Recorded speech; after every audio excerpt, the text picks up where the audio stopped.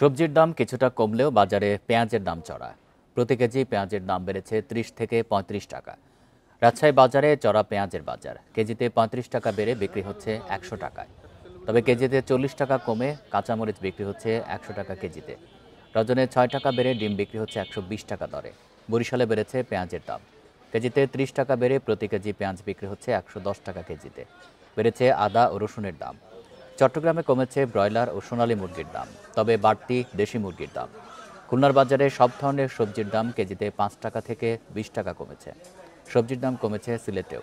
কাঁচামরিচ বিক্রি হচ্ছে ১৭০ থেকে ১৮০ টাকা কেজিতে, যা গত সপ্তাহে ছিল ২০০ টাকা কেজি। পেঁয়াজের দাম হলো ১০৮ টাকা, ১১০ টাকা চলে, ভালোটা ১২০ টাকা, আদার কেজি ১৮০ টাকা।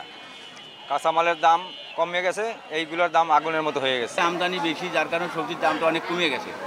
পেঁয়াজের আমদানিটা কম, পেঁয়াজ খুব প্রাইস হয়ে যায়, পেঁয়াজের দামটা বাড়ছে।